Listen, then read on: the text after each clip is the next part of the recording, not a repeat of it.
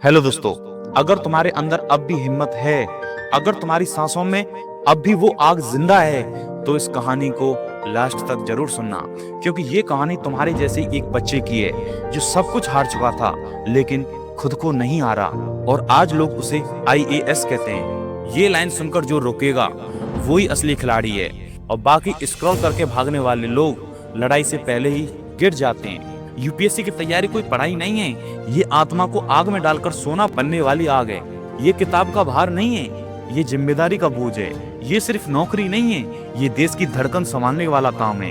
बहुत लोग स्टार्ट करते हैं, हजारों बच्चे कोचिंग में एडमिशन लेते हैं, लाखों किताबें बिकती हैं, लेकिन आखिर में सिलेक्ट वही होता है जो रात को रोकर भी सुबह उठकर पढ़ता है, जो अकेले कमरे की दीवारों से लड़ता है, जो भीड़ में बैठकर नहीं बल्कि अपने अंदर अपने रूम में बैठकर खुद से जंग करता है। आज तुम जिस भी कमरे में बैठकर पढ़ रहे होंगे वो कमरा छोटा लग रहा होगा, पैसे की दिक्कत होगी, लोग ताने दे रहे होंगे, इतना पढ़ के क्या कलेक्टर बनेगा, यूपीएससी तेरे बस की नहीं है, छोड़ दे, कोई और काम देख ले। लेकिन यहीं से असली कहानी स्टार्ट होती है। एक बार का दर्द, एक बार का अकेलापन, एक बार की हार और एक बार की बेइज्जती, यही सब मिलकर तुम्हें वो इंसान बनाएंगी जिसे दुनिया सलाम करेगी। एक बात हमेशा याद रखना, यूपीएससी उनका क्लियर नहीं होता जिन्हें रास्ता साफ चाहिए, यूपीएससी उनका होता है जो कांटों पर नंगे पैर चलना जानते हैं। अब मैं तुम्हें वो बात बताने वाला हूँ जो हर आईएएस की जड़ में छुपी होती है, और अगर तुम इस बात को समझ गए तो यूपीएससी तुम्हारे लिए पहाड़ नहीं रहेगा, ये सिर्फ एक रास्ता रह जाएगा। तो चलो स्टार्ट करते हैं। एक गरीब से गांव का एक गरीब लड़का था जो मिट्टी के घर में रहता था, रात में लैंप से पढ़ता था। शहर में कोचिंग के पैसे ही नहीं थे, लोग मजाक उड़ाते थे, कहते थे अरे तू आईएएस बनेगा, तेरी हिम्मत कैसे हुई है सोचने की। लेकिन वो लड़का चुप था, क्योंकि उसके सपनों की आवाज उसकी गरीबी से ज्यादा तेज थी। सुबह खेत में पापा को मदद करता, दोपहर में पढ़ाई, शाम को घर का काम, रात को फिर पढ़ाई। दिन गुजरते गए लेकिन उसकी लगन नहीं हिली। एक दिन उसके घर वाले भी थक गए, बोले बेटा छोड़ दे, जिंदगी किताबों से नहीं चलती। उसने एक बात कही, जिंदगी किताबों से नहीं चलती, लेकिन मैं चाहता हूँ कि मेरे पढ़ने से पूरे गांव की जिंदगियां चलें। ये लाइन सुनकर तुम भी सोचो, क्या तुम्हारे अंदर वो कारण है जो तुम्हें चलाए रखे? अगर है तो तुम हार नहीं सकते। फिर आया प्रीलिम्स का दिन। उसके पास पेन था, दिमाग में मम्मी पापा का चेहरा था और दिल में आग थी। उसने एग्जाम दिया और निकलते टाइम बोला हो जाएगा, और हो भी गया। लेकिन ये कहानी यहाँ खत्म नहीं होती। अब आया मेंस का पेपर, यूपीएससी की असली रणभूमि। लोग कहते हैं कि ये पेपर बहुत टफ होता है, लेकिन उस लड़के ने कहा कि मेरा सपना इस पेपर से भी टफ है। उसने रूम में बंद होकर 12-14 घंटे पढ़ना स्टार्ट कर दिया। सारी दुनिया छुट्टी बना रही थी, वो चाय के कप गिन रहा था कि आज कितने पिए।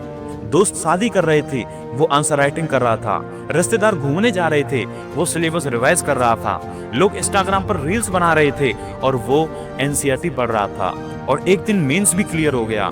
अब बचा इंटरव्यू, सबसे बड़ा डर।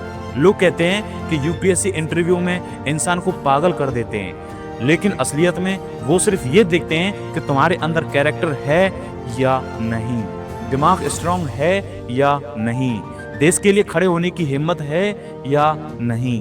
लड़का इंटरव्यू रूम में गया, वो कांप रहा था लेकिन चेहरे पर ईमानदारी थी। इंटरव्यू बोर्ड ने पूछा कि तुम आईएएस क्यों बनना चाहते हो? उसने बस इतना कहा, क्योंकि मैं इतनी बड़ी कुर्सी चाहता हूँ जिससे लोगों की छोटी छोटी परेशानियों को खत्म कर सकूं। कमरा शांत हो गया और उस दिन उसका सिलेक्शन हुआ। अब तुम सोचो, वो लड़का कोई सुपरमैन नहीं था। उसके पास ना पैसे थे, ना कोचिंग, ना ही इंग्लिश, ना बैकग्राउंड, बस एक चीज थी, और वो थी जिद।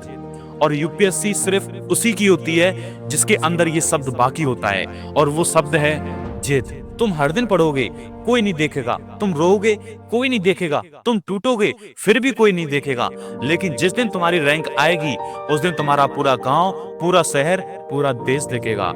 जिंदगी में दो ही रास्ते होते हैं, या तो तुम हार मान लो या दुनिया को मानने पर मजबूर कर दो। यूपीएससी तुम्हें रोक सकती है, डर को बढ़ा सकती है, पर अगर तुमने एक बार ठान लिया तो कोई ताकत तुम्हें नहीं रोक सकती। इसलिए अब उठो, सिलेबस खोलो, पढ़ना स्टार्ट करो, क्योंकि अगर तुम्हें दुनिया बदलनी है तो सबसे पहले खुद को बदलना होगा। और ये मत भूलना कि आईएएस हर कोई बनना चाहता है, लेकिन ये सपना सिर्फ उसका पूरा होता है जिसे लोग पागल कहते हैं। वीडियो कैसी लगी हमें कमेंट में जरूर बताएं। वीडियो अच्छी लगी तो इसे लाइक करें, शेयर करें, कमेंट करें और चैनल को सब्सक्राइब करें।